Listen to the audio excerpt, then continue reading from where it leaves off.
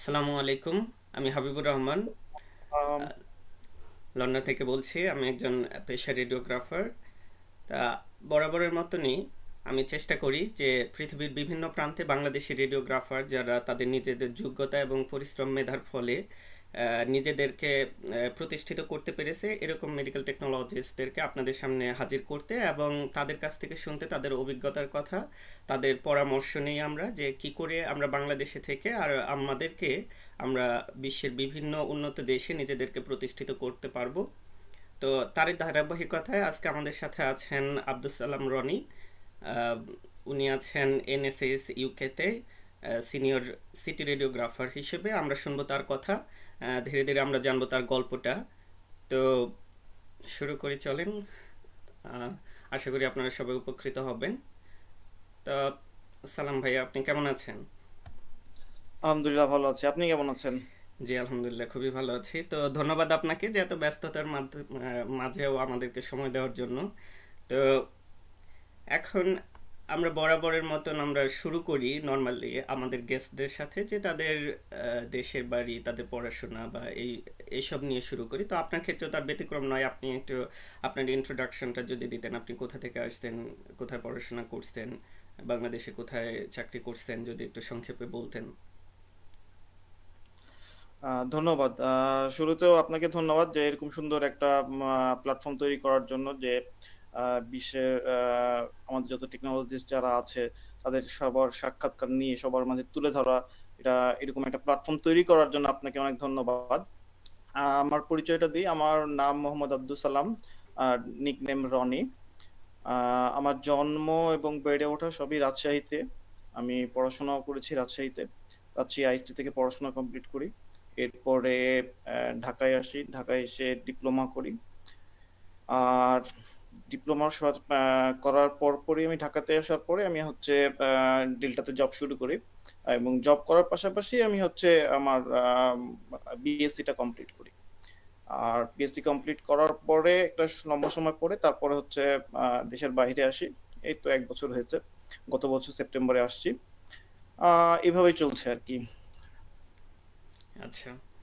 তো আমরা একটু পড়াশোনার দিকে থাকি, যে আপনি পড়াশোনা করছেন রাজশাহী আইএসটি থেকে, radiology and imaging A diploma করেছেন। তারপরে আমি যদি ভুল না করে থাকি আপনি বিওএইচএস থেকে বিএসসি করেছেন রেডিওলজি অ্যান্ড ইমেজিং এ। তো আপনার এই পড়াশোনার যে সময়টা আপনি পার করেছেন এই সময়গুলো নিয়ে যদি কোনো কথা বলতেন, যে কিভাবে পড়তেন বা আসলে কিরকম এখন যারা পড়তেছে স্টুডেন্ট, যারা যারা ডিপ্লোমাতে আছে বা বিএসসিতে আছে, আসলে কিভাবে পড়া উচিত বা নিজেদেরকে একটা জায়গায় প্রতিষ্ঠিত করতে গেলে কিভাবে তারা নিজে এই একাডেমিক টাইমটাকে কি করে ইউটিলাইজ করতে পারে, এরকম কোনো পরামর্শ, আপনার সাজেশন যদি থাকে। আসলে আমি হচ্ছে এসএসসি কমপ্লিট করার পরে আমি তখন ডিসিশন নিই যে আমার ছোট চাচা আমাকে ডিসিশন দেয় এবং সাজেশন দেয় যে ইনস্টিটিউট অফ হেলথ টেকনোলজিতে ভর্তি হওয়ার জন্য। তো এখানে একটা ছোট্ট একটা মজার কাহিনী ছিল। মানে আমার হচ্ছে আইএসটি তে ভর্তি হওয়াটা ডিসিশনটা এসেছিল টস করার মাধ্যমে। মানে টস করার মাধ্যমে বলতে আমি হচ্ছে এসএসসি পরীক্ষার পরে আইএসটি এবং হচ্ছে পলিটেকনিক দুই জায়গাতে একসাথে চান্স পাই। তো ডিসিশন নিতে পারছিলাম না যে কোনটাতে ভর্তি হব। তো পরে সেটা টস এর মাধ্যমে ডিসিশন নেওয়া হয় যে আমি আইএসটি তে ভর্তি হব এবং আইএসটি তে পড়াশোনা করব। তো এইভাবে আমার আইএসটি তে পড়া শুরু করা। আইএসটি তে আমাদের যে পড়াশোনার এখনকার যে কারিকুলামটা আছে, এই নিয়ে আসলে এটা পরিবর্তিত কিছুটা হয়েছে, বাট আমার মতে আসলে আরো কিছু পরিবর্তন দরকার। কারণ যদি আমরা বাহিরের দিকে তাকাই, বাহিরের বিশ্বের দিকে যদি উন্নত বিশ্বের দিকে যদি খেয়াল করি, সেক্ষেত্রে সিলেবাসটা যথেষ্ট চেঞ্জ করা প্রয়োজন। আমাদের যে বাহির বিশ্বে যে বাস্তবমুখী যেসব সিলেবাস গুলো সেগুলো অ্যাটাচড করা, কিন্তু আমাদের এখনো দেখা গেছে যে অনেক কিছুই আমাদের সিলেবাসে রয়ে গেছে যে জিনিসগুলো আসলে বাস্তবসম্মত না, অথবা আমাদের এখন সেই জিনিসটা কাজে লাগে না। আপডেট যে সিলেবাসের যে ব্যাপারটা সেইটা কিছুটা মিসিং আছে। তো আমি বলবো যে সেই জায়গাটা যদি দেখা গেছে যে একটু কিছুটা ডেভেলপ হয়, সেক্ষেত্রে হয়তো আমাদের দেশের যেসব স্টুডেন্টরা আছে তারা নতুন অনেক কিছু শিখতে পারবে এবং জানতে পারবে। পড়াশোনার বিষয়টা হচ্ছে যে এই সিলেবাসের পরিবর্তন করার মাধ্যমে যেমন আমাদের কিছুটা ডেভেলপ করা সম্ভব, সাথে হচ্ছে এখন ওপেন ওয়ার্ল্ড সবকিছুই। তো জানার যদি কারো আগ্রহ থেকে থাকে, সেক্ষেত্রে আসলে শেখার এবং নলেজ বাড়ানো বা নলেজ গ্যাদার করা, স্কিল ডেভেলপ করার এটা কোনো লিমিটেশন নাই, কারণ এখন ওপেন ওয়ার্ল্ড, ইন্টারনেটের যুগ, সবকিছুই ওপেন সবার জন্য। যে কেউ যে কোনো কিছু চাইলে সে এটা শিখতে পারে, জানতে পারে। আর রিসোর্সের অভাব নাই, এখন এখন অনেক রিসোর্স। আগে দেখা গেছে যখন আমাদের পড়াশোনা আমরা যখন করে আসছি বা আমাদের যখন সময় ছিল, তখন ইন্টারনেট এতটা বিস্তৃত ছিল না, অথবা কমিউনিকেশন এতটা ডেভেলপ ছিল না, যে কারণে আমরা অনেক কিছু জানতে পারতাম না, বুঝতে পারতাম না। কিন্তু এখন সেটা দেখা গেছে অনেকটাই ওপেন হয়ে গেছে, সো আমরা চাইলে অনেক কিছু জানতে পারি। তো বিষয়টা হচ্ছে যে আমরা কতটুকু জানতে চাই অথবা আমরা কতটুকু জানতে আগ্রহী, সেটার উপর নির্ভর করছে যে আমাদের স্কিল এবং নলেজটা কতটুকু ডেভেলপ করবে। আমরা যদি চাই তাহলে এটা খুব ইজিলি এই জিনিসগুলোকে ডেভেলপ করা সম্ভব। আহ, যদি বাহিরের সাথে আমাদের দেশের পড়াশোনার মানের যে ব্যাপারটা, সেটা যদি কোয়ালিফাই বা কম্পেয়ার করতে যাই, তাহলে দেখা গেছে অনেক পার্থক্য রয়ে গেছে। কারণ শুরুতে আমি বললাম যে আহ, বাস্তবসম্মত যে কারিকুলামটা সেটা মিসিং আছে। তো এই জায়গাটাতে যদি আমাদের দেখা গেছে ডেভেলপ করা যায়, সেক্ষেত্রে হয়তো আমাদের যেসব রেডিওগ্রাফার আছে তারা হয়তো অনেক কিছু শিখতে পারবে, জানতে পারবে। আচ্ছা, ধন্যবাদ। তো একটা খুব ইন্টারেস্টিং একটা ঘটনা শেয়ার করলেন আমাদের সাথে। আসলে আমি ব্যক্তিগত জীবনেও দেখেছি যে প্রত্যেকবারই আমি যত মেডিকেল টেকনোলজিস্ট, রেডিওগ্রাফার বলেন বা ল্যাবরেটরি মেডিকেল টেকনোলজি যাদেরকে প্রশ্ন করেছি যে আপনি কিভাবে এই সেক্টরটাতে এসেছেন, প্রত্যেকের গল্পটাই কোনো না কোনোভাবে এরকম যে আমি না জেনে বা আমাকে নিয়ে আসা হয়েছে। আমার ক্ষেত্রেও গল্পটা এরকমই। কিন্তু আজকে সেই টসে জিতে আপনি এখানে আসছেন, এসে এখন কি মনে হচ্ছে যে আপনার টস জিতাটা খুবই সৌভাগ্যবান ছিলেন আপনি, নাকি কি মনে করতেছেন এখন পিছন ফিরে যখন তাকাচ্ছেন তখন কি মনে হচ্ছে আপনার কাছে? হ্যাঁ, অবশ্যই। কারণ আহ, সৃষ্টিকর্তা আসলে যা করে সেটা সবার সবসময় ভালোর জন্যই করে, এটা আমি বিশ্বাস করি। তো যে কারণে হয়তো তখন ইনিশিয়ালি হয়তো আমি বুঝতে পারিনি বিষয়গুলো, যে আসলে আমার ভবিষ্যৎটা কোন দিকে যেতে পারে বা কোন দিকে যাবে বা কোন দিকে আমি নিজেকে নিয়ে যেতে পারবো। তো এখন হয়তো মনে হয় যে হ্যাঁ, ঠিক আছে, সেদিন টসের জিতাটা হয়তো আমার জন্য ভালো ছিল, বা এইদিকে টসের জিতাটা আমার জন্য হয়তো একটা শুভকর বিষয় হয়ে দাঁড়াইছে আর কি। এখন মনে পড়লে ভালো লাগে যে হ্যাঁ, ঠিক আছে, টসের জিতাটা আসলে খারাপ ছিল না, ভালোই ছিল। যদিও আচ্ছা। আমার একটা ইচ্ছা ছিল বা অথবা আগ্রহ ছিল যে ইঞ্জিনিয়ারিং সেকশনে পড়াশোনা করার। কারণ আমি আসলে বায়োলজি রিলেটেড পড়াশোনাটা খুব একটা পছন্দ করতাম না, কেন যেন আমার ভালো লাগতো না। আমার হচ্ছে ইঞ্জিনিয়ারিং সেকশনটাই আমার বেশি পছন্দের ছিল। তো ওইদিকে যাওয়ারই দেখা গেছে আমার কিছুটা মানে আগ্রহ বলা যায় যে ছিল, কিন্তু আমি ডিসিশনহীনতায় ভুগছিলাম, যে কারণে আসলে এই ডিসিশনটা তখন আমার ছোট চাচার মাধ্যমে দেখা গেছে টস করে এই জিনিসটা ডিসিশনটা নেওয়া লাগছিল আর কি। আচ্ছা, ঠিক আছে। খুবই ধন্যবাদ আপনাকে যে এখন আমি একটা বিষয় বলতে পারি, সেটা হচ্ছে যে আপনি ঠিক আছে, আপনি আইএসটিতে ভর্তি হলেন, আপনাকে ভর্তি করানো হলো, আপনি তো সাধারণ একজন মানুষই থেকে যেতে পারতেন। যেটা আইএসটি স্টুডেন্টদের লাইফ সাইকেল যেভাবে চলে, সাধারণত তারা ডিপ্লোমা কমপ্লিট করে একটা চাকরি পায়, সেখানে বেশ কিছু টাকা ইনকাম করে, ফ্যামিলি করে, তারা তাদের মতন করে তাদের আসলেই লাইফে গুণগত উন্নয়ন হয় না, শুধুমাত্র অর্থনৈতিক উন্নয়ন ছাড়া বছর বছর কিছু স্যালারি ইনক্রিমেন্ট হয়। তো সেক্ষেত্রে আমি বলতে পারি এটা যে আপনি ওখানে টসে জিতে এই সেক্টরটাতে এসেছেন, এসে কিন্তু আপনি এটা ফুল ইউটিলাইজ করতে পেরেছেন। এবং এটার পিছনে অবশ্যই নিঃসন্দেহে আপনার মেধা এবং পরিশ্রম যেটা এবং আগ্রহ, এই সব কিছু মিলিয়ে যখন সব একত্রিত হয়েছে, তখনই আপনি আজকের রনিতে পরিণত হয়েছেন, আজকে এনএসএস এ জব করতেছেন। তো এটা কি আমরা বলতে পারি তাহলে যারা এখন বর্তমানে পড়াশোনা করতেছে যে তাদের আগ্রহ, মেধা এবং পরিশ্রম, সবার উপরে পরিশ্রমটা লাগবে, তারা যদি চেষ্টা করে তাহলে তারাও এরকম একটা ভালো সেক্টরে নিজেদেরকে প্রতিষ্ঠিত করতে পারবে ইনশাল্লাহ, এরকম। চেষ্টা করলে অবশ্যই সম্ভব। হুম। বিষয়টা হচ্ছে কে কতটুকু কিভাবে চেষ্টা করছে এবং কতটুকু আগ্রহ সহকারে সেটাকে চাচ্ছে, এটাই হচ্ছে ফ্যাক্ট। আমি যদি কোনো কিছু অ্যাচিভ করতে চাই, সেটার প্রতি আমার ডেডিকেশন কতটুকু আছে, হুম। সেটার উপর ডিপেন্ড করে আসলে আমার অ্যাচিভমেন্ট কতটুকু হবে বা না হবে, এটা বলে আমি মনে করি। কেউ যদি ডিটারমিনেশন থাকে তার কোনো কিছুর আগ্রহের প্রতি এবং অ্যাচিভমেন্টের প্রতি, তাহলে অবশ্যই সে তার লক্ষ্যে অবশ্যই পৌঁছাতে পারবে, এটা বলে আমি বিশ্বাস করি। আচ্ছা, ধন্যবাদ। তো এখন আপনি বিএসসি করেছেন, এখন এনএসএস এ জব করতেছেন। অ্যাকচুয়ালি আমরা জানি যে প্রফেশনাল হিসেবে জব করতে গেলে আর ডিগ্রি প্রয়োজন নেই। শুধুমাত্র এখন আপনার কি ভবিষ্যতে আরো পড়াশোনা করা, বা এখানে আসছেন, এখানে তো যে কোনো কিছুই পসিবল। আপনি চাইলে প্রফেসর হতে পারেন, আপনি চাইলে হেড অফ দ্য ডিপার্টমেন্ট হতে পারেন, বা এনিথিং। তো আপনি সেই ক্ষেত্রে পড়াশোনা বা আপনার ভবিষ্যৎ পরিকল্পনা কি? আপনি কি আরো উচ্চশিক্ষিত হওয়ার দিকে যাবেন কিনা, বা আপনি, আমি শুনেছি যে আপনি একটা ফেলোশিপ করতেছেন সম্প্রতি। হ্যাঁ, আমি এখানে জয়েন করার পরে আমার এখান থেকে ট্রাস্টে, এনএচএস ট্রাস্টে গত বছর প্রথম একটা ফেলোশিপ প্রোগ্রাম চালু হয় এনএচএস এর। সেটা হচ্ছে সিএনএমও ফেলোশিপ প্রোগ্রাম, যেটা হচ্ছে অ্যালাইড হেলথ প্রফেশনালদেরকে নিয়ে, এবং ব্যান্ড 6 যারা, শুধুমাত্র তাদের জন্য।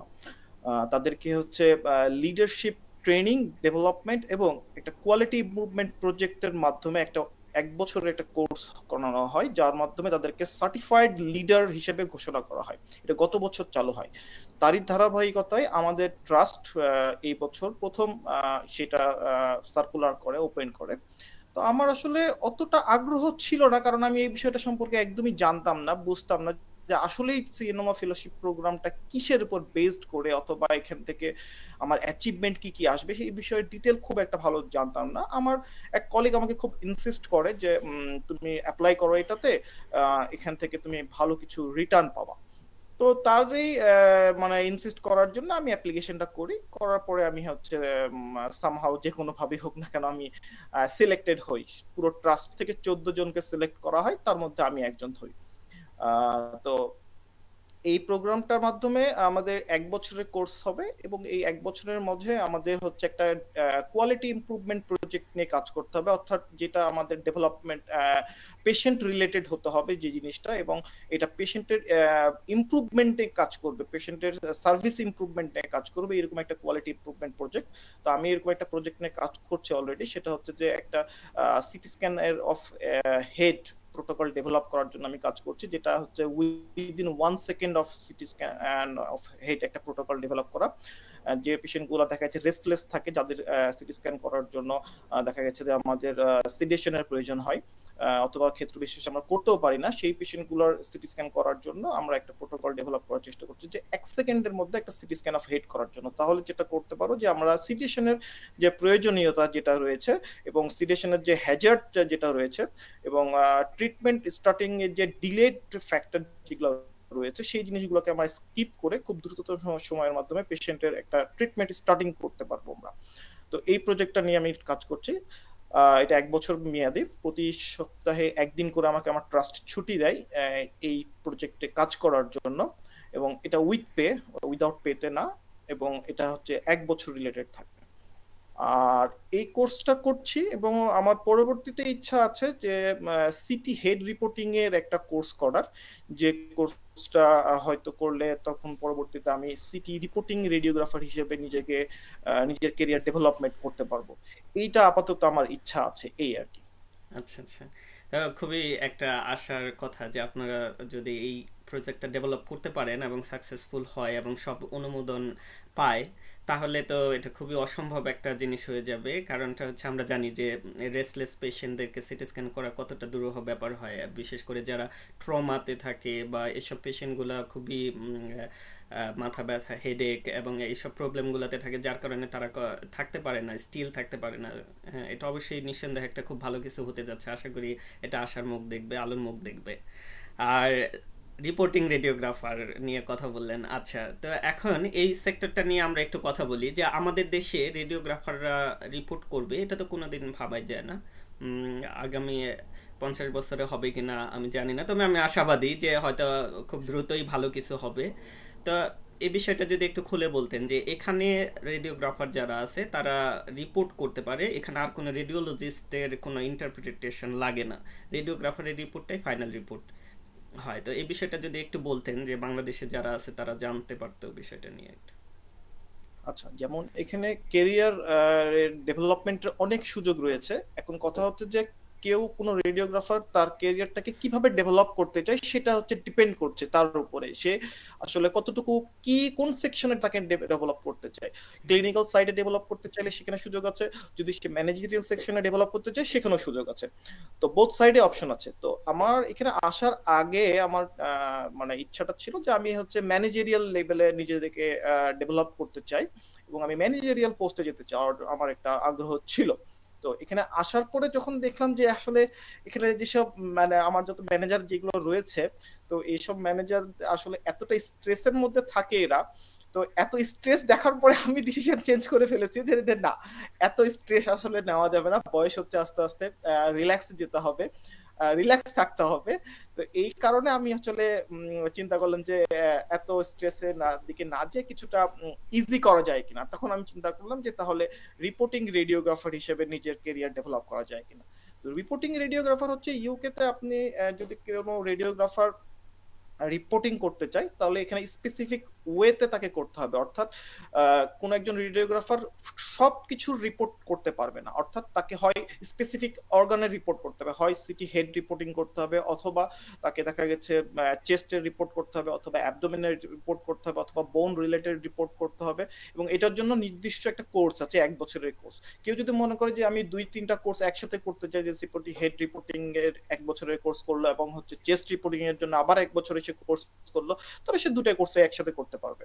কিন্তু সাধারণত এরকম হয় না, কারণ এটা আসলে অনেক প্রেসারের, স্ট্রেসের থাকে, কারণ অনেক পেশেন্ট, কারণ এনএচএস আসলে পেশেন্টের চাপ অনেক বেশি থাকে। তো এই জন্য সাধারণত কেউ করে না, আছে কিনা আমার জানা নাই যে একসাথে 2টা পার্টের কেউ রিপোর্ট করছে বা অথবা কোর্স করেছে।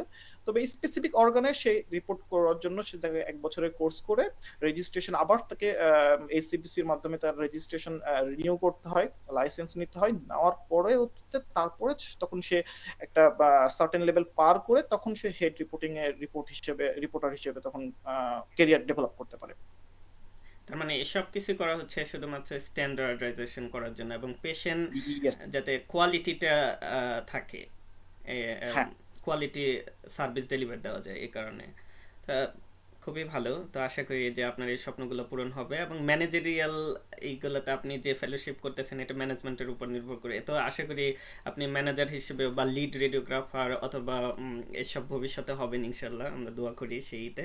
তা এখন আমি একটু পড়াশোনা থেকে ফেরত এসে আপনার প্রফেশনাল লাইফে একটু আসি, যে আপনি বাংলাদেশে চাকরি নিয়ে আপনি ডেল্টাতে চাকরি করেছেন, আর কোথাও কি চাকরি করেছেন না ডেল্টাতেই শুধু? আহ, আমি আসলে আমার পড়াশোনা শেষ করে আমি ঢাকায় আসছিলাম। আসার পরে আমি 1 মাস একটা চাকরি করেছিলাম লালবাগ ডিজিটাল ডায়াগনস্টিক সার্ভিস নামে একটা প্রতিষ্ঠান ছিল, সেখানে আমি 1 মাস চাকরি করেছিলাম। এরপরে আমি হচ্ছে ডেল্টাতে সার্কুলার হয়েছিল, তখন ডেল্টাতে অ্যাপ্লাই করি এবং ডেল্টাতে জয়েন করে ফেলি। তো 1 মাস আমি একটা চাকরি করেছিলাম ডিজিটাল, লালবাগ ডিজিটালে, দেন ডেল্টাতে জয়েন করি 2010-এ। মোটামুটি এই তো 2023 পর্যন্ত 13 বছর কেমন কেমন করে যেন পার হয়ে যায় ওই একটা প্রতিষ্ঠানেই। আচ্ছা, খুবই ভালো। তো এখন আপনি ওখানে সিটি রেডিওগ্রাফার হিসেবে ছিলেন এবং হ্যাঁ। এখানে ডেল্টাতে আমরা জানি যে সিটি ডিপার্টমেন্ট এবং এমআরআই ডিপার্টমেন্ট একটু আলাদা ছিল, এখন হয়তো ধীরে ধীরে এটি ইন্টিগ্রেটেড হচ্ছে। আমি ঠিক এক্সাক্ট এইটা জানি না। তো আপনি সিটি রেডিওগ্রাফার হিসেবে ডেল্টাতে ছিলেন, ডেল্টাতে অনেক বেশি ক্যান্সার পেশেন্ট হয়, আপনি অনেক বেশি কন্ট্রাস্ট এনহ্যান্সড বা সিইসিটি যেগুলো সেগুলো হয়তো অনেক বেশি করছেন এবং পুরা অর্গানের, পুরা বডির সিটি স্ক্যানে পারফর্ম করছেন বলা যায়।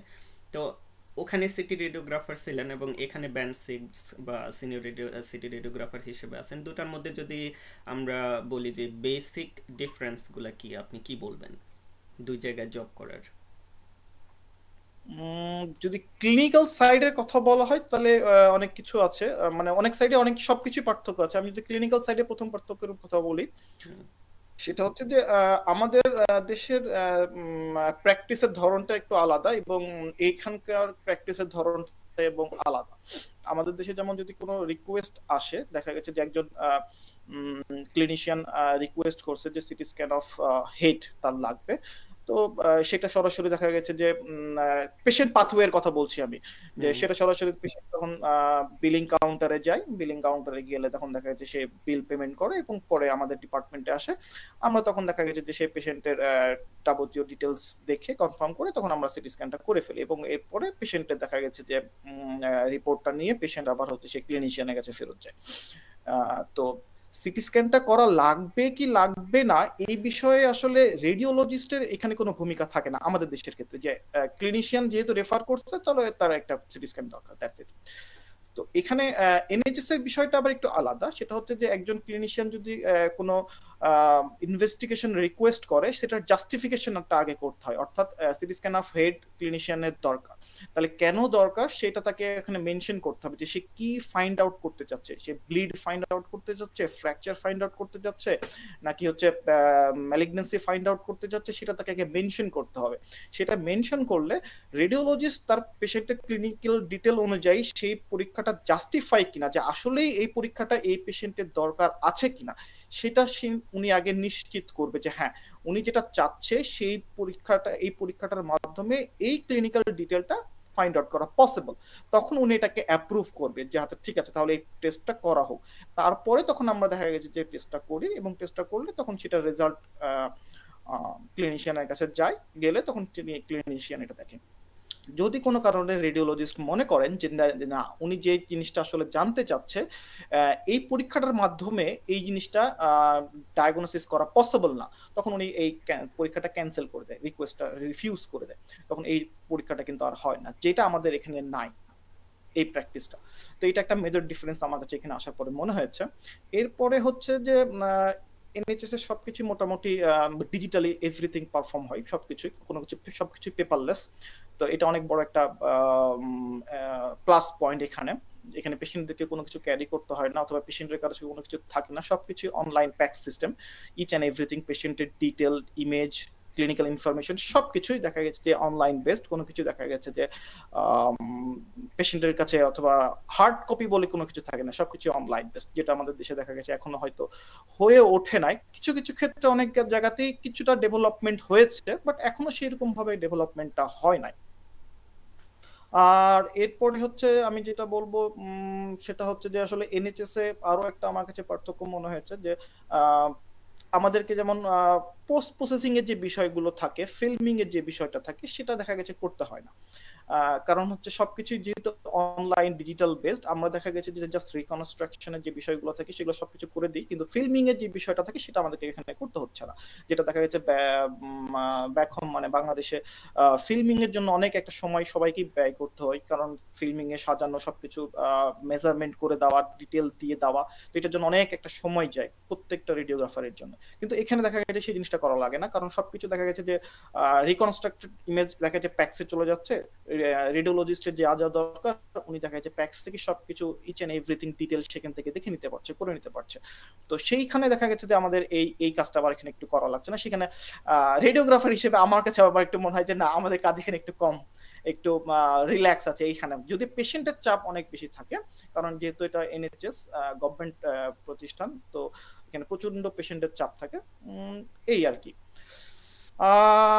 আর যদি হচ্ছে প্রফেশনাল আরো কিছু ডিটেল বলতে যে পার্থক্য, তাহলে আসে যে ওয়ার্কিং এনভায়রনমেন্ট, এটা আসলে মুদ্রার এপিট আর ওপিট বলা যায় ওয়ার্কিং এনভায়রনমেন্টটা। এপিট ওপিট এই কারণে বলছি যে শুধু এনএইচএস বলে কথা না, বিদেশে আসলে হয় কি যে এখানে মানুষকে মানুষ হিসেবে কাউন্ট করা হয়, কাউকে আসলে তার প্রফেশন দিয়ে জাজ করা হয় না, এটা হচ্ছে সব থেকে বড় বিষয়। যেমন হচ্ছে আমি যদি বলি স্পেসিফিক বলি, যে একজন ক্লিনার হোক, একজন ডক্টর হোক, অথবা একজন ম্যানেজার হোক, অথবা একজন ডিরেক্টর হোক, সবার পরিচয় হচ্ছে অ্যাজ এ হিউম্যান বিং, এটা হচ্ছে সবার পরিচয়। প্রফেশনাল ডেজিগনেশন দিয়ে কেউ কাউকে জাজ করে না, যে আচ্ছা আমি ক্লিনার, অথবা সে ডক্টর, অথবা সে একজন ম্যানেজার, অথবা সে হচ্ছে ডিরেক্টর, এইটা দিয়ে কেউ কাউকে জাজ করে না এবং কাউকে সম্বোধনা করে না, এবং রেসপেক্টের জায়গাটাও হয় সবার হচ্ছে অ্যাজ এ হিউম্যান, যে উনি একজন হিউম্যান, সে একজন হিউম্যান, তো আমি তাকে একজন হিউম্যান হিসেবে রেসপেক্ট করবো এবং ট্রিট করব। তো যে জিনিসটা সব থেকে ভালো লাগার জায়গা, তো কেউ এখানে ছোট ফিল করে না কাউকে, যে আচ্ছা ঠিক আছে আমি তো এখানে ছোট পোস্টে কাজ করছে, আমার হয়তো এখানে অনারটা নাই, সম্মানটা নাই, এই জিনিসটা নাই, যেটা দেখা গেছে বাংলাদেশের ক্ষেত্রে আমরা চিন্তাও করতে পারি না। আমাদের এই বিষয়গুলো মাথাতেও আসতে পারে না যে না না কেউ কাউকে মানে রেসপেক্টের যে জায়গাগুলো, তো এই জিনিসটা আমার কাছে মনে হয় যে খুবই কম। এবং অ্যাজ এ রেডিওগ্রাফার হোক, আমি আমার বাস্তব অভিজ্ঞতা এটাই বলে যে রেডিওগ্রাফারদের সম্মানের যে জায়গাটা, সেটা আমার কাছে মনে হয়েছে যে বাংলাদেশে এখনো ওই পর্যায়ে যায় নাই, যেটা আমি ফিল করি। তো এখানে এই বিষয়টা হচ্ছে টোটালি ডিফারেন্ট। মানে শুধু রেডিওগ্রাফার বলে না, অথবা শুধু যে কোনো প্রফেশনই হোক না কেন, সবাই সবাইকে as a human being treat করে। এটা সব থেকে বড় একটা আমার কাছে ডিফারেন্স আমার কাছে মনে হয়েছে। আচ্ছা, তো এখানে যে আপনি কয়েকটা বিষয় তুলে আনলেন, যে একটা জাস্টিফিকেশন, যে আমি একটা পেশেন্টকে রেডিয়েশন দিচ্ছি, আমি জানি না যে তার ভিতরে কি চেঞ্জ হয়ে যাচ্ছে। তার ভিতরে হতে পারেও যে ওই সিঙ্গেল রেডিয়েশন দিয়ে তার ডিএনএটা চেঞ্জ হয়ে যেতে পারে, পরবর্তীতে সেখান থেকে ক্যান্সার গ্রো করতে পারে। তো এই যে clinical justification, risk versus benefit, যে তার এই টেস্টটা দিয়ে তার রিস্ক কি বেশি না তার বেনিফিটটা বেশি হবে, এই জাস্টিফিকেশনটা সত্যি আমি নিজেও যেহেতু কাজ করেছি আমি দেখেছি যে এটা ডেভেলপ না। আর এখানে হয়তোবা এটার পিছনে একটা কারণ হতে পারে যে যারা ক্লিনিকের মালিক অথবা যারা টাকাটা ইনভেস্ট করছে এই সেক্টরগুলোতে, সিটি স্ক্যান মেশিন কিনছে বা এমআরআই মেশিন কিনছে, তারা চায় যে যত বেশি পারা যায় এখান থেকে লাভটা নিয়ে আসতে। যার জন্য তারা এই রিস্কের থেকে তাদের বেনিফিটটা বেশি দেখে, যে এই পাথওয়েটা এস্টাবলিশ করলে হয়তোবা তার দিনে সিটি স্ক্যান যেখানে হচ্ছে 200 সেখানে হয়তোবা হবে 150 অথবা 120, এটা কমে আসবে। এটা একটা কারণ হতে পারে। আর আরেকটা বিষয় বলছেন যে অ্যাজ এ রেডিওগ্রাফার আমাদের দেশে, হ্যাঁ, যে ফিল্মিং করাটা এটা একটা টাফ হয়। যখন নতুন কোনো একজন রেডিওগ্রাফার জয়েন করে, আমি এই বিষয়টা অনেক দেখেছি যে ভাই কি প্রিন্ট দেব, কোনটা দেব, এনজিওগ্রামের ক্ষেত্রে আমি কি এনজিওগ্রাফিক ভি দেব, এমআইপি দেব না কি দেব, মানে এই যে যে একটা ভেসেল অ্যানালাইসিস বা এইগুলা এই জিনিসগুলো হ্যাসার্ডগুলো এনএসএসে নাই। এটা একটা ভালো দিক যে রেডিওগ্রাফার হিসেবে একটু রিল্যাক্স ফিল করা যায়, যদিও রিল্যাক্সের জায়গা না। কারণ হচ্ছে যে এরা কাজে বিশ্বাসী, আপনি 8 ঘন্টা ডিউটিতে থাকলে 8 ঘন্টায় আপনি কাজেই থাকবেন, আপনি ফোন ইউজ করবেন না, বা আপনি এটা ওয়ার্কিং এনভায়রনমেন্ট বজায় রাখতে হবে। আর আরেকটা বিষয় বললেন যে অ্যাজ এ হিউম্যান বিইং এখানে সবাই রেসপেক্টেড। হ্যাঁ, এই বিষয়টা বাংলাদেশে খুবই খুবই কম। সেখানে হায়ার আর কি মেনটেন করা হয়, যে একজন পরিচালক গেলে আপনি একজন এজ এ রেডিওগ্রাফার আপনি চেয়ারে বসে থাকবেন, উঠবেন না, সালাম দিবেন না, স্যার বলবেন না, এটা তো আশাই করা যায় না। পরের দিন হয়তো আপনার নামে নোটিশ চলে আসবে, আপনার চাকরি নেই। তো আমাদের এই বিষয়গুলো ডেভেলপ করা উচিত আমাদের সেক্টরগুলোতে। আমি যদি ছোট্ট করে একটা এক্সাম্পল দিই আমার এখানকার, সেটা হুম। হচ্ছে যে এখানে সবকিছুই অনলাইন বেসড, মানে পেশেন্ট স্ক্যান করলে অটোমেটিক ডাটাগুলো প্যাক্সে চলে যায়, আমাদেরকে কিছু করতে হয় না, স্বয়ংক্রিয় হয়, সবকিছু অটোমেটেড সেট করা থাকে। কিছু ক্ষেত্রে আমাদেরকে আবার ডাটাগুলোকে ম্যানুয়ালি সেন্ড করতে হয়, যদি আমরা এক্সট্রা কিছু রিকন করে থাকি। তো এরকম একটা পেশেন্টের আমি ডাটা কিছু এক্সট্রা রিকন করি, কিন্তু সেটাকে আমি আর আর্কাইভ করতে ভুলে যাই, আমি আর্কাইভ করি নাই। হুম। আর্কাইভ না করে অন্য পেশেন্টের কাজ করতে থাকি। কিছুক্ষণ পরে রেডিওলজিস্ট মানে রুমে আসছে, এসে দরজা খুলে খুব হাসি মুখে বলছে যে will you please send the data for that patient please. হুম। তখন আমার মাথায়, আমাকে বলে নাই কারণ আমি তখন নতুন, আমার পাশে কলিগ বসে আছে, কলিগকে বলছে। তো কলিগ হাসছে, তো রেডিওলজিস্টও হাসছে। তো তখন আমার মনে পড়ছে যে আমি তো এই পেশেন্টের ডাটাটা পাঠাইনি, আমি ভুল করেছি। তখন আমি মানে কি করব, আমি মানে বুঝতে পারছি না। তো তখন আমার যে কলিগ ছিল পল, সে খুব ইজিলি ডাটাটা সেন্ড করে দিল এবং উনি চলে গেল। তো জাস্ট আমি তখন চিন্তা করলাম বিষয়টা এইভাবে, যে এই প্রেক্ষাপটটা যদি আমার বাংলাদেশের ক্ষেত্রে হতো তাহলে কি হতো, এতক্ষণ তো তুলকালাম ঘটে যেত যে কেন এই পেশেন্টের ডাটাটা পাঠানো হয় নাই। এবং এটা তো উনি আমার ডিপার্টমেন্টে এসে রিকোয়েস্ট করে আমাকে বলছে যে will you please send the data. তো আর এটা তো দেখা গেছে ওভার দ্য ফোনে দেখা গেছে আধা ঘন্টা এটা কৈফত দেওয়া লাগতো আগে, যে কেন এই ডাটাটা এখন পর্যন্ত পাঠানো হলো না, সেটা কৈফত আগে দেওয়া লাগতো, তারপর না অন্য কিছু। তো এই বিষয়গুলো আসলে তখন আমি মানে ইমাজিনেশনও আসতো না যে আসলে এখানে ব্যাপারগুলো প্রফেশনালিজমের যে বিষয়গুলো থাকে, এবং মানুষ এখানে কাজ করতে আসলে প্রত্যেকের জায়গা থেকে দেখা গেছে কিছু ভুল হতেই পারে, এবং সেটা মিনিমাইজেবল, কতটুকু মিনিমাইজেবল এবং রেসপেক্ট দিয়ে সেটাকে কিভাবে ড্রিল করা যায়, সেই জিনিসগুলো এখান থেকে শিক্ষণীয়। আমি যদি ছোট্ট করে আরো একটা এক্সাম্পল দিই, তো আমার যে ট্রাস্টের যে সাইট ম্যানেজার, পুরো ট্রাস্টের ম্যানেজার, তো আমি ওনাকে কখনোই দেখি নাই, আমি ওনার নামও শুনি নাই, চিনিও না। তো উনি একদিন ডিপার্টমেন্টে আসছে, আমার ডিপার্টমেন্টে আবার হচ্ছে এক্সট্রা চেয়ার নাই, মানে যে কয়জন আমরা রেডিওগ্রাফার আছি 5 জন, ও 5 জনের জন্য 5টা চেয়ার আছে, তো আমরা 5 জনে 5টা চেয়ারে বসে বসে কাজ করতেছি। তো এরকম সময় উনি একজন মানে একটা লেডি আসছে, দরজা খুলে আসে, দেওয়ালে হেলান দিয়ে সে কথা বলছে আমার ম্যানেজার, আমার যে ইমিডিয়েট ম্যানেজার তার সাথে সে কথা বলছে, আর আমরা সবাই কাজ করছি। 5 মিনিট, 10 মিনিট, 15 মিনিট, 20 মিনিট, এইভাবে প্রায় 40 মিনিট উনি দাঁড়িয়ে দাঁড়িয়ে ওনার সাথে কথা বলছেন। তো কথা বলার পরে উনি চলে গেছে, আচ্ছা ভালো কথা। তারপর আমি আমার ম্যানেজারকে জিজ্ঞেস করতেছি যে আসলে উনি কে। তো উনি বলছে, ওহো আমি খুবই দুঃখিত, আমি তো ভুলে গেছি তোমার সাথে ওর পরিচয় করায় দিতে। ঠিক আছে, আমি এরপরে আসলে ওনার সাথে পরিচয় করে দেবো। উনি হচ্ছে আমাদের ট্রাস্টের হেড ম্যানেজার, মানে পুরো ট্রাস্টের রেডিওলজির ম্যানেজার উনি। আমি তখন ভাবলাম যে সর্বনাশ করেছে, এরকম একজন মানুষকে 40 মিনিট দাঁড় করিয়ে রাখলো, উনি 40 মিনিট দাঁড়িয়ে দাঁড়িয়ে কথা বলে চলে গেল, কিছুই হলো না। তো আমি মানে বিষয়গুলো প্রথম প্রথম আর কি রিকল করতে পারতাম না যে আসলে এই জিনিসগুলো এখানে এইভাবে হয়।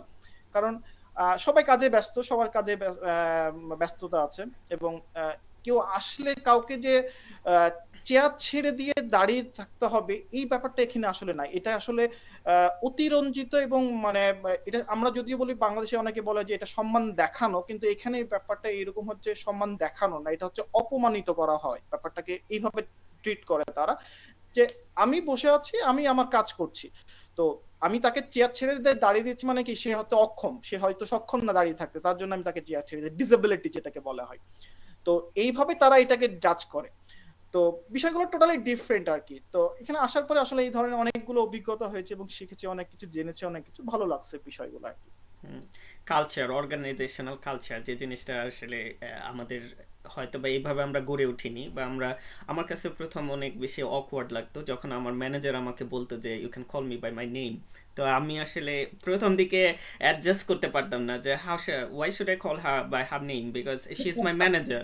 তো আমি খুবই হতাম আর কি, অকওয়ার্ড ফিল করতাম। বাট এখন আমি এটাকে অ্যাডজাস্ট করতে পারছি। ইভেন ইন মানে ইন মাই ক্লাস আমার টিচারেরাও আমাকে বলে যে you can call me by my name. তো আমি teacher should be respected as you know the from Bangladesh. তো তারপরেও আমরা আর কি খুবই অকওয়ার্ড ফিল করতাম আমি, এবং এখন পারি, কারণ হচ্ছে যে আমি তো অভ্যাস অ্যাডজাস্ট হয়ে গেছে। হতে হবে, হ্যাঁ। তো আমি আমার টিচারকেও নাম ধরেই বলি, যদিও এটা আমাদের দেশে ম্যাল প্র্যাকটিস হিসেবে ধরা হবে। তো যাই হোক, এটা আমাদের মনে হয় যে কালচারাল একটা ডাইভার্সিফিকেশন, এবং হচ্ছে কালচারাল একটা কি বলবো, অনেক বেশি চেঞ্জ প্রয়োজন, যেটা আমাদের, আমরা যেটা এখানে বুঝতে পারতেছি হয়তো বা বাংলাদেশে আমরা দেখি যে অনেকেই অনেক ট্রেনিং, তারপর অনেক কিছু করতে আসে, এরকম আমি অনেক শুনেছি যে অনেক রেডিওলজিস্ট বাংলাদেশ থেকে ট্রেনিংয়ে গিয়েছে সিঙ্গাপুরে, অথচ তার যে ট্রেনার ছিল সে একজন রেডিওগ্রাফার। রেডিওগ্রাফার সেখানে পিএইচডি করছে, সে ডক্টর হয়ে গেছে, সে তারপর একটা স্পেশালাইজেশন করছে, সাসেস এমআরআইতে হতে পারে, সিটি স্ক্যানে হতে পারে। এখন সে ওই সেক্টরটাতে সে একজন প্রফেসর হয়ে গেছে, সে ওইখানে টিচ করতেছে সেখানে। তো এখানে তো এটা দেখা হচ্ছে না যে এ কি রেডিওগ্রাফার না রেডিওলজিস্ট, তার দরকার হচ্ছে যে জিনিসটা বুঝানো, এবং যে আসছে তার বোঝা দরকার। এখানে তো জাস্টিফিকেশনের কিছু নাই যে তুমি কে, তুমি যদি বিষয়টা জানো তুমি অবশ্যই আমাকে শিখাইতে পারো। তো যাই হোক, তো এটা অবশ্যই আমাদের দেশের আরো বেশি ইভলভ হইতে হবে, ইভলিউশনের ভিতর দিয়ে যেতে হবে বলে আমার মনে হয়। তো এখন আপনার কাছে ফেরত আসি যে আপনার প্রফেশন, হ্যাঁ আমরা বুঝতে পারলাম যে আপনি একটা হিউজ একটা চেঞ্জের ভিতর দিয়ে গিয়েছেন, এবং হচ্ছে আপনি ডেল্টাতে কাজ করা যে রনি ভাই, এবং বর্তমানে এনএসএস সিটি রেডিওগ্রাফার যে রনি ভাই, দুটোর মধ্যে ডেফিনেটলি একটা মার্জিন চলে আসছে, হ্যাঁ একটা ডিভাইডেশন চলে আসছে, তাই না?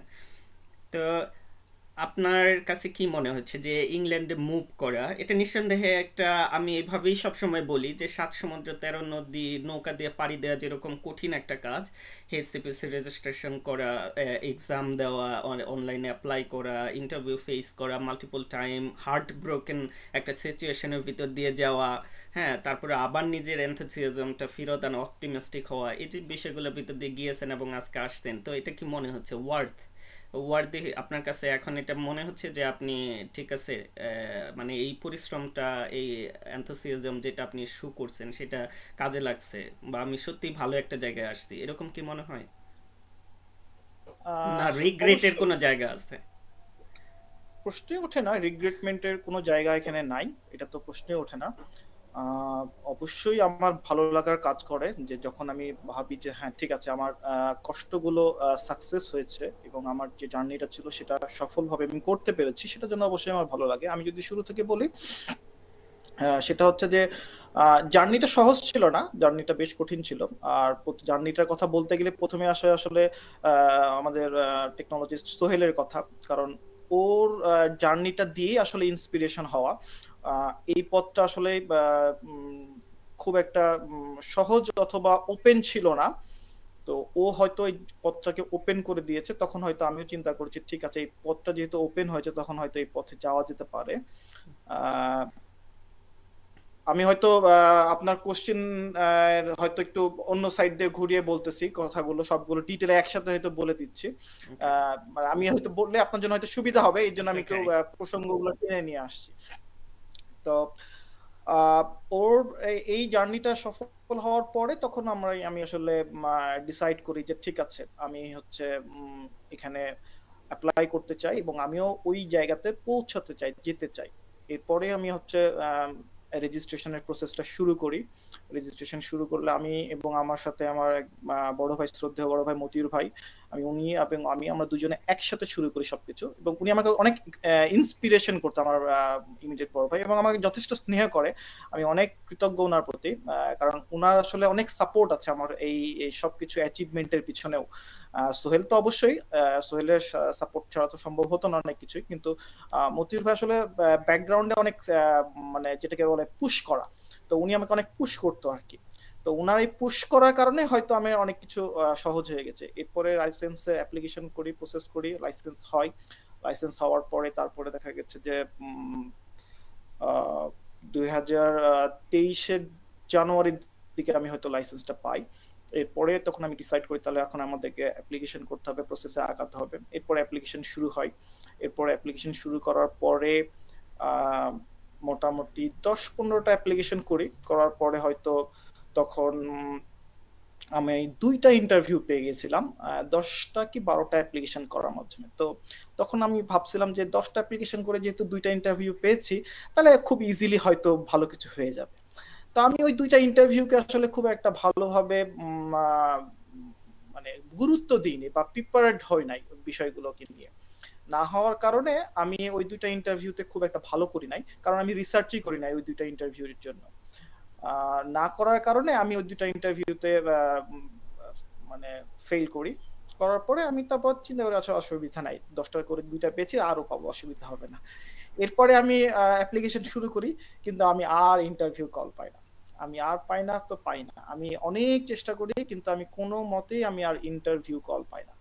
আমি প্রায় দীর্ঘ 3 মাস চেষ্টা করি টানা, এবং টানা 3 মাস চেষ্টা করার পরে আমি কোনো মতেই কোনো ইন্টারভিউ আর পাই না। আমি টোটাল 261টা অ্যাপ্লিকেশন করি। করার পরে থার্ড নাম্বার ইন্টারভিউটা আমি 3 মাস পরে যে পাই। তো আমি অলমোস্ট হাল ছেড়ে দিয়েছিলাম, বাট লাস্টের দিকে যে সোহেল আবার আমাকে পুশ করে যে ভাই কি হলো, আপনি তো কোনো খোঁজ খবর নাই, হারাই গেলেন, কি অসুবিধা বলেন। তো তখন আমি বললাম যে আসলে সোহেল দেখো, আমাকে দিয়ে এটা আর হবে না, এটা আমার জন্য আর না। হ্যাঁ, তো বলছে এত তাড়াতাড়ি তো ডিমোটিভেটেড হলে হবে না, আপনাকে আরো মোটিভেটেড হতে হবে। তো তখন সে আবার একজন রেডিওগ্রাফারের সাথে আমার মিটিং করায়, এক ইন্ডিয়ান রেডিওগ্রাফার যে সম্প্রতি জব পায়, 1 মাস আগে জব পেয়েছে।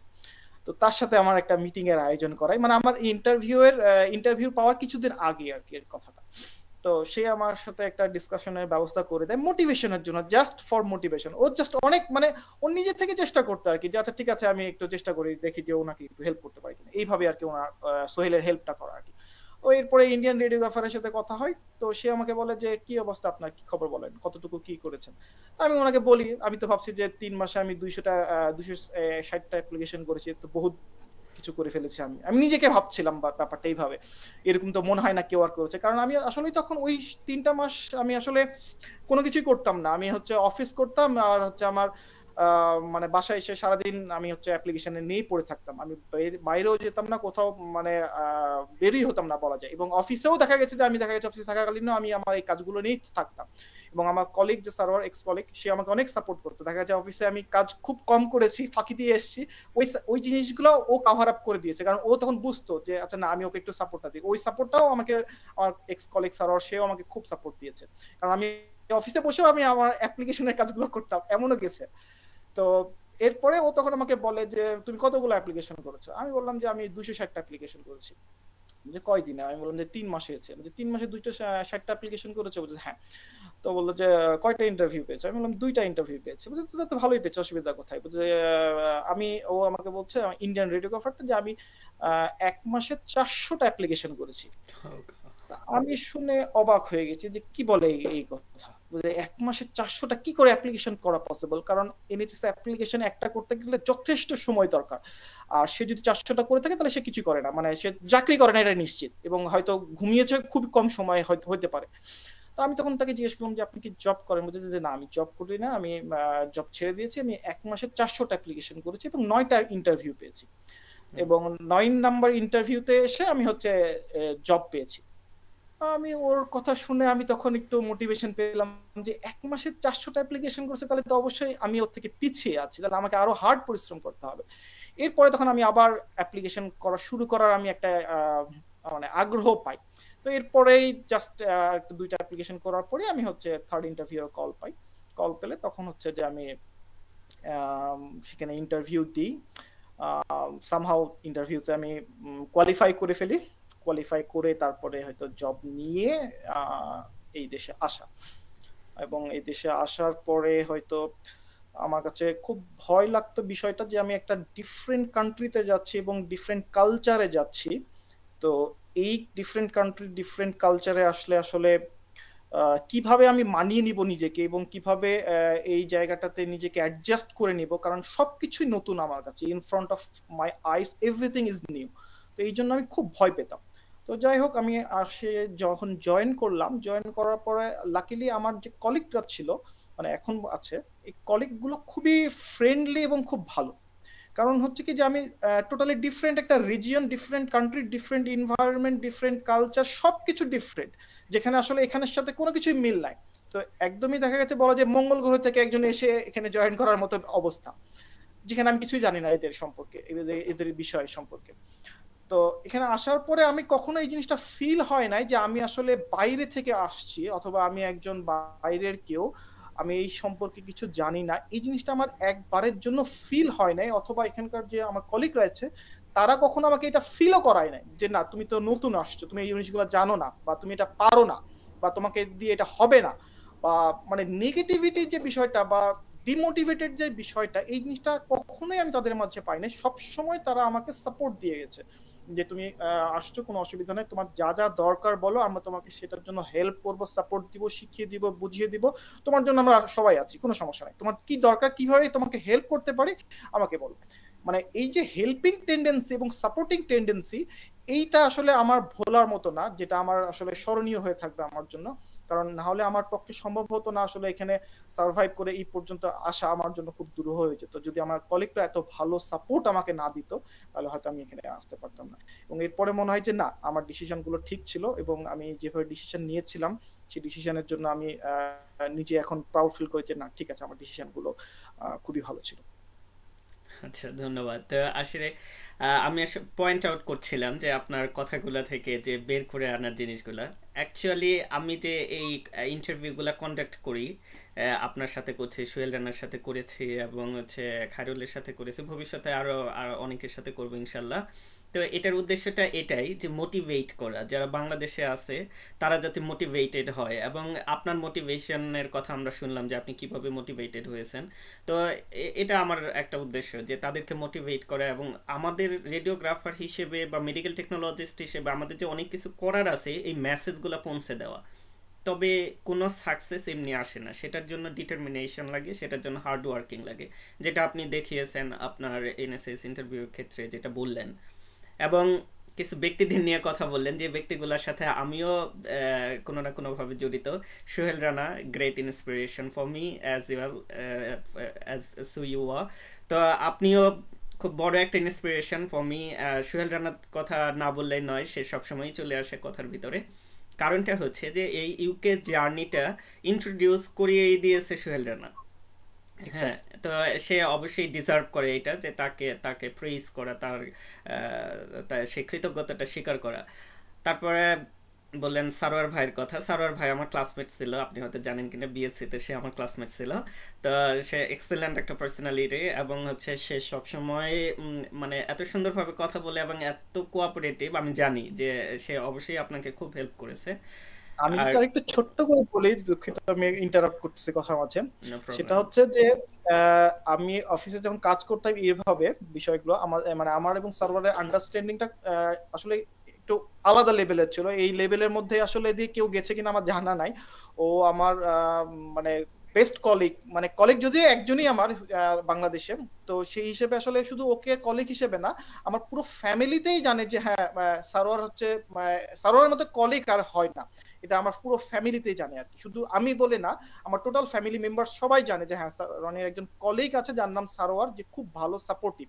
হুম। তো এতটাই সে সাপোর্টিভ ছিল। এবং সাপোর্টিভের একটা ছোট্ট এক্সাম্পল যদি এভাবে দিই আমি, সেটা হচ্ছে যে আমি মানে আমার ইন্টারভিউ এর বিষয়গুলো নিয়ে কথা হচ্ছে, যেহেতু আমি ওই রিলেটেড বিষয়গুলো বলছি। তো আমার কলিগের প্ল্যানিং ছিল যে সেও চাকরি ছেড়ে দিবে খুব সম্প্রতি, এবং সে দেখা গেছে যে দেশে যে তার বিজনেস দাঁড় করাবে, সে বিজনেস করতে চায়, সেটা সেটা অনেক সেটা দিনের ইচ্ছা, অলরেডি করতেছে এখন সে। এটা সে অলরেডি করতেছে। চাকরি ছেড়ে তো সেই দিয়েছে। জন্য সেই লক্ষ্যে সে চলে যাবে একটা একটা সময় পরে, চলে যাওয়ার জন্য সে প্ল্যানিং করে রাখছে। তো সেই জন্য সেও চাচ্ছিল যে আমি যেন আমার যে লক্ষ্য নিয়ে আগাচ্ছি সেখানে যেন খুব দ্রুত সাকসেস হতে পারি। তো এই কারণে আমি করতাম কি যে আমি সকালে যাওয়ার পরে অফিসে আমি ম্যাক্সিমাম ক্ষেত্রে সকালে ডিউটিটা করতাম, করলে আমি স্ক্যান করে রাখতাম পেশেন্ট গুলোকে। কিন্তু কোনো পেশেন্টের দেখা গেছে কি ফিল্মিং গুলা অথবা পোস্ট প্রসেসিং এর যে কাজগুলো, এগুলো আমি কিছুই করতাম না, সবকিছু পেন্ডিং রেখে দিতাম ওর জন্য। তো ও দেখা গেছে দুপুরবেলা আসার পরে পেশেন্টের স্ক্যানও করতো, আবার দেখা গেছে আমি যেসব পেন্ডিং পেশেন্ট গুলো রেখে দিয়ে গেছি সেগুলো সে তখন কমপ্লিট করতো। আমি জাস্ট ওকে হ্যান্ড ওভার দিয়ে চলে যেতাম, কারণ আমি দেখা গেছে জাস্ট স্ক্যান করতাম আর ফাঁকে ফাঁকে আমি আমার কাজ করতাম। তো এইভাবে আমি আমাকে ও সাপোর্ট দিয়ে গেছে। মানে এই সাপোর্টটা আসলে এতটাই বেশি ছিল, এই সাপোর্ট গুলো না পেলে হয়তো আমার পক্ষে সম্ভব হতো না, আমি এই পর্যন্ত সাকসেসফুলি আসাটা আমার পক্ষে হয়তো সম্ভব হয়ে উঠতো না। এবং আমার ইন্টারভিউর সময় আমি 1 সপ্তাহ ছুটি নিই, এবং সেই সময়ও ও আমাকে সাপোর্ট দেয় যে ঠিক আছে তুমি তোমার জন্য পড়াশোনা করো, আমি ডিউটির বিষয়গুলো যেগুলো সেটা আমি দেখতেছি, কোনো সমস্যা হবে না। মানে সর্বাত্মক ভাবে সে আমাকে হেল্প করেছে। তো আসলে এই মানে আমার এই সাকসেসের পিছনে শুধু আমি একা না, অনেকগুলো মানুষ জড়িত এবং তাদের অবদান রয়ে গেছে। তো এইগুলো আসলে অস্বীকার করার কোনো সুযোগ নাই। এবং মনে পড়লে এখনো ভালো লাগে যে আসলে মানুষগুলো হয়তো আমাকে ভালোবাসে, এবং এদের ভালোবাসাগুলো আছে বলেই হয়তো আমি এই পর্যন্ত আসতে পেরেছি। ঠিক আছে। তা সত্যিই তাই, একজন মানুষের সাফল্য শুধু তার নিজের না, এটার পিছনে তার পরিবার, তার আত্মীয় স্বজন, বন্ধু বান্ধব এবং কলিগ, সবারই একটা সাপোর্ট থাকে। তো আমরাও বাংলাদেশি মেডিকেল টেকনোলজিস্টদের উদ্দেশ্যে এটা বলতে চাই যে আপনারা জানেন সোহেল রানা আছে অলওয়েজ হেল্প করার জন্য, আব্দুল সালাম রনি ভাই আছেন, দেলোয়ার ভাই আছেন, এখানে আমি আছি। তো আপনারা অ্যাপ্রোচ করতে পারেন আপনাদের যখন প্রয়োজন, যেটাতে প্রয়োজন আপনারা, সেখানে অবশ্যই আমরা হেল্প করব। এবং আমরা চাই যে আপনারা ওখান থেকে বের হয়ে আসেন এবং ভালো জায়গায় নিজেদেরকে এস্টাবলিশ করেন এবং অপরচুনিটিগুলো আপনারা এক্সপ্লোর করেন। এখানে there are lot of opportunities are out there. তো আশা করি যে এগুলো আপনারা গ্র্যাব করবেন অপরচুনিটিগুলো।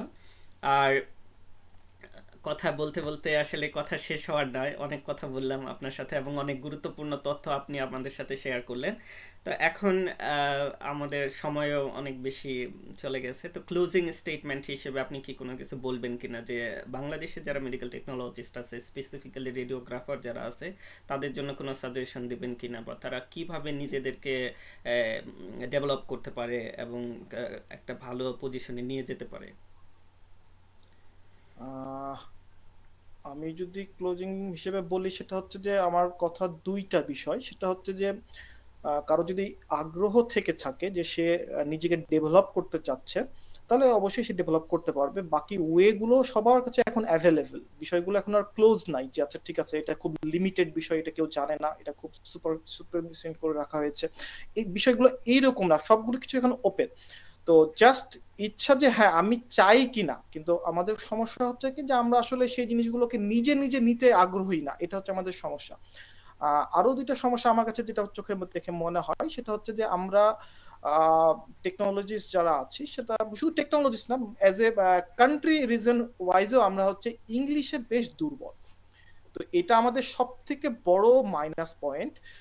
যদি এনএইচএস এর ইন্টারভিউ গুলো ইংলিশে না হয়, যদি বাংলায় হতো, আমি মোটামুটি খুব কনফিডেন্টলি বলতে পারি বাংলাদেশ থেকে অনেক রেডিওগ্রাফার এনএইচএস এ চাকরি করতো, শুধুই যদি এটা ইংলিশে না হয়ে বাংলায় হতো। কারণ অ্যাজ এ রেডিওগ্রাফার আমাদের দেশে অনেক কোয়ালিফাইড রেডিওগ্রাফার রয়েছে, নলেজেবল পারসন রয়েছে, স্কিল্ড পারসন রয়েছে, রেডিওগ্রাফার রয়েছে যা যথেষ্ট দক্ষ, কিন্তু শুধুমাত্র এই কমিউনিকেশন স্কিল না থাকার কারণে তারা দেখা গেছে আগাতে পারছে না, ডেভেলপ করতে পারছে না। আর আরো একটা বিষয় আছে, সেটা হচ্ছে যে আইটি এক্সপার্টিস। এই দেশে সবকিছুই computer based, online based, so IT knowledge থাকতে হবে যথেষ্ট ভালো, শর্ট নলেজ। আইটি নলেজ বলতে ফেসবুক চালানোটাকে বোঝায় না। এখন অনেকে মনে করে যে আইটি মানেই হচ্ছে ফেসবুক বোঝায়, তো সবারই ধারণাটা কিছুটা এরকম, হয়তো আমার কথা হয়তো অনেকে ভালো নাও লাগতে পারে। তো আইটি এক্সপার্টিসটা হচ্ছে যে কম্পিউটারের টোটাল, এখানে সবকিছু internet based, email based, email. এবং আমি যদি ছোট্ট করে বলি, আমি এই দেশে আসার পরে প্রথম এক সপ্তাহ আমাদের ইন্ডাকশন হয়, তো এই এক সপ্তাহে যে পরিমাণ ইমেল রিসিভ করেছি আমি, এবং ইমেলে রেসপন্স করা লাগছে এবং অ্যাকাউন্ট করা লাগছে বিভিন্ন জায়গায়, কারণ সবকিছুই অ্যাকাউন্ট বেসড। তো আমি করতে করতে আসলে আমার আমি টায়ার্ড হয়ে গেছিলাম যে আসলে এটা শেষ কোথায়, এবং লাস্ট পর্যায়ে এইচআর থেকে আমাদের সবাইকে মেল পাঠানো হয়েছিল এটা দিয়ে, সান্ত্বনা স্বরূপ, যে আমি বুঝতে পারছি আমরা যে আপনারা খুব স্ট্রেসের মধ্যে দিয়ে যাচ্ছেন, কারণ এত দ্রুত সময়ে এত কিছু ইমেল আসা এবং ইমেলে রেসপন্স করা এবং অ্যাকাউন্ট করা, এটা আপনাদের জন্য খুব কষ্টকর। কারণ কি হচ্ছিল তখন পর্যন্ত কিছু বুঝতেছিলাম না, কারণ সবকিছু হয়ে যাচ্ছে যেভাবে বাতাসের মতো করে, ওই ঝড়ের মতো করে চলে যাচ্ছে আর কি, কিন্তু বুঝে উঠতে পারছিলাম না। তো আইটি এক্সপার্টিস এবং নলেজ থাকা খুব জরুরি। তো এই দুটো বিষয় যদি কেউ মোটামুটি ডেভেলপ করে ফেলে, তাহলে আমি বলবো যে তাদের সাকসেস অ্যাচিভ করতে খুব একটা কষ্ট হবে না। জাস্ট এই দুটো স্কিল লাগবে, বাকি স্কিল আমার মতে সবার মোটামুটি আছে, আমি বিশ্বাস করি।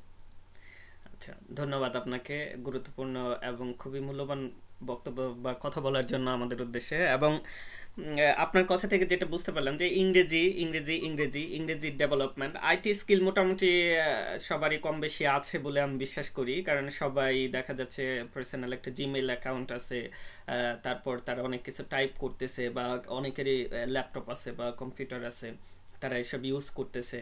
তো আশা করি যে সামান্য কিছু একটু এদিক সেদিকই হলে তারা এই বিষয়টা আত্মস্থ করতে পারবে, এই স্কিলটা। কিন্তু ইংলিশ, যেটা নিয়ে আমাদের সব থেকে বেশি ভয়, এই বিষয়টা আমি অনেক লক্ষ্য করেছি বাংলাদেশি, শুধু বাংলাদেশি মেডিকেল টেকনোলজিস কমিউনিটি না, সব কমিউনিটিতেই এই ইংলিশ ভীতিটা আছে।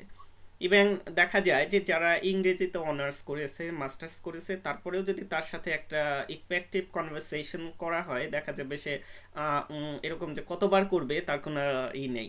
তো এটা আপনি খেয়াল করছেন, আমি অনেকবার খেয়াল করেছি, এবং এই বিষয়টা। একটা ফানি কথা বলি এখানে অ্যাড করি। হ্যাঁ, তো সবারই একটা বিষয়টা এরকম টেন্ডেন্সি থাকে যে আহ, আমি একটা ইংলিশ কান্ট্রিতে যাচ্ছি, কিন্তু আমি ইংলিশটাকে বাইপাস করে যাচ্ছি। হ্যাঁ, আমি একটা ইংলিশ কান্ট্রিতে যাওয়ার ইচ্ছাও আছে আমার, কিন্তু আমি ইংলিশটাকে বাইপাস করতে চাই। কিন্তু আমি তাদেরকে প্রশ্ন করতে চাই যে আসলে আপনি ইংলিশটা বাইপাস করে তাহলে আপনি সেখানে কমিউনিকেশনটা করবেন কিভাবে? হুম, আপনার তো কমিউনিকেশন করতে হবে। সেটাই। আপনি যদি কমিউনিকেশনটাই না করতে পারেন, তাহলে আপনি সেই ইংলিশ কান্ট্রিতে যে করবেনটা কি? হ্যাঁ, সেটাই। হ্যাঁ, এই প্রশ্নটা আমি আমার অনেকেই করে যে আচ্ছা, ইংলিশে আইএলটিএস না দিয়ে অন্য কিছু করে আমি করতে পারবো কিনা। এক্স্যাক্টলি। তো আমি আসলে কখনো এনকারেজ করি না যে আইএলটিএস না দিয়ে অন্য কিছু করে, এটা আমি কখনোই বলি না কাউকে, হ্যাঁ, এটা করার জন্য। কারণ হচ্ছে যে হ্যাঁ, এরকম হয়তো বা বাংলাদেশে অনেক রকম সিস্টেম আছে, এটা আপনি জানেন কিনা জানি না, আমি জানি কিছুটা। তো এটা খুবই ডিসগ্রেসফুল, এগুলো যদি কোনোভাবে লিক হয়ে যায়, এটা হচ্ছে বাংলাদেশকে ব্যান করে দিতে পারে অনেক অনেক কিছু থেকে। এটা খুব বড় একটা ইম্প্যাক্ট ফেলবে, নেগেটিভ ইম্প্যাক্ট ফেলবে। অলরেডি এখন হচ্ছে এইচসিপিসি লাইসেন্স পাওয়া যথেষ্ট ডিফিকাল্ট হয়ে যাচ্ছে, এবং হুম, সামনের বছর থেকে এটা আরো অনেক ডাফ হয়ে যাবে, ডিফিকাল্ট হয়ে যাবে। হুম, আমার জানা মতে এইচসিপিসি এখন অ্যাপ্লিকেশন রিজেক্ট করা শুরু করেছে, আমি হুম, যতটুকু জানি। আমিও জানি। অলরেডি রিজেকশন হয়েছে বাংলাদেশে, আমার জানা মতে 2 থেকে 3 জন অ্যাপ্লিকেশন রিজেক্ট হয়ে গেছে। আমি দুইজন জানি তো যে হয়েছে আর কি। হ্যাঁ, সো এগুলো এখন ইম্প্যাক্ট পড়বে আস্তে আস্তে। সো এখন থেকেই যথেষ্ট প্রপার ওয়েতে না আগালে দেখা গেছে যে আস্তে আস্তে হয়তো বাংলাদেশকে তারা, আপনি যেটা বললেন, ব্যান করে দেওয়া, এটা হতেও পারে। কারণ বাংলাদেশের মতো কান্ট্রিকে ইন্ডিপেন্ডেন্স দরকার নাই, না হলেও চলবে। কারণ আরো অনেক দেশ আছে, ইউরোপের অনেক কান্ট্রি আছে, ইন্ডিয়া আছে, এত বড় একটা মানে পপুলেটেড কান্ট্রি, যেখানে প্রচুর পরিমাণে রেডিওগ্রাফার, নার্স, ডক্টর সব আছে। তো তাদের কোনো কিছু যায় আসে না, চলে যাবে তাদের। তো বিষয়টা এরকম। তুলনামূলকভাবে ইন্ডিয়ানদের ইংলিশটা অনেক ভালো। আমি আমি কারণ অনেককেই দেখেছি ইন্ডিয়ান যারা। মোটামুটি কনভারসেশন গুলো তারা মোটামুটি ইংলিশেই করে, হুম হুম এবং তাদের নেটিভ কান্ট্রিতেও বিষয়গুলো দেখা গেছে অফিসিয়াল ল্যাঙ্গুয়েজ হিসেবে তারা এখন ইংলিশটাকেই প্রিফার করে। হুম তো যে কারণে তাদের কালচারাল ভাবে ডেভেলপ হয়ে গেছে এই ব্যাপারটা, যেটা আমাদের এখানে এখনো হয়ে ওঠে নাই। হুম হয়তো আরো অনেক সময় লেগে যাবে, কিন্তু তাদের ওই কালচারাল ডেভেলপমেন্টের কারণে তারা ওই জায়গাতে অনেক আগিয়ে গেছে। এবং এই একটা কারণেই তারা মোটামুটি এখন এনএইচএস এ, মানে আমি যদি বলি, আমার অফিসে আমি যখন হচ্ছে মানে প্রথম আসার পরে ইমার্জেন্সি যে ডিপার্টমেন্টে এদিকে যখন যাওয়া আসা করতাম, তখন মাঝে মাঝে আমি কনফিউজড হয়ে যেতাম যে আমি আসলে ইউকে তে আছি নাকি ইন্ডিয়াতে আছি। কারণ এত পরিমাণে ইন্ডিয়ান সেখানে, এবং অনেকে দেখা গেছে যে তাদের নিজস্ব নেটিভ ল্যাঙ্গুয়েজে কথা বলতেছে। তো এই জন্য মাঝে মাঝে কনফিউজড হয়ে যেতাম। বাঙালির সংখ্যা খুবই কম আমার এই রিজনটাতে। তো আমি এই জন্য খুব কনফিউজড হয়ে যেতাম। তো তারা অনেকটাই ডেভেলপ করে ফেলেছে। তো এখন সুযোগ হচ্ছে আমাদের, যেহেতু অপশন এসছে, এটাকে কাজে লাগানো প্রপার ওয়েতে। আমি হুম হুম বিশ্বাস করি প্রপার ওয়েতে যদি কেউ আমরা কাজে লাগাতে পারি, তাহলে ইনশাল্লাহ আমরাও হয়তো এখানে রাজত্ব করব। ইনশাল্লাহ। তা সেটাই চাই, এবং সেই আশায় আশা করি বাংলাদেশি মেডিকেল টেকনোলজিস্টরা এবং অন্যান্য সেক্টরে যারা আছে তারা এই সুযোগগুলোকে এক্সপ্লোর করবে, তবে প্রপার ওয়েতে, অথেন্টিক ওয়েতে, কোনো বাইপাস করে না। তো সেটা পরবর্তীতে অন্যদের উপর অনেক নেগেটিভ প্রেশার ফেলবে। তো আব্দুল সালাম রনি ভাই, আপনাকে অসংখ্য ধন্যবাদ। আপনি অনেক গুরুত্বপূর্ণ তথ্য দিয়েছেন, যেসব তথ্যগুলো বাংলাদেশি মেডিকেল টেকনোলজিস্ট যারা আছে, রেডিওগ্রাফার যারা আছে, তাদের ভবিষ্যৎ পরিকল্পনা তৈরি করতে গুরুত্বপূর্ণ ভূমিকা রাখবে। তো অসংখ্য ধন্যবাদ আপনাকে আমাকে সময় দেওয়ার জন্য। কথা হবে অন্য কোনো সময়, অন্য কোনো। আপনাকে অনেক ধন্যবাদ এত সুন্দর একটা প্ল্যাটফর্ম তৈরি করার জন্য। ওকে। তা ভালো থাকবেন সবাই, আর পরবর্তীতে দেখা হবে অন্য কোনো গুরুত্বপূর্ণ ব্যক্তি, গুরুত্বপূর্ণ মেডিকেল টেকনোলজিস্টকে নিয়ে জানবো তার গল্প। সে পর্যন্ত ভালো থাকবেন। আল্লাহ হাফেজ।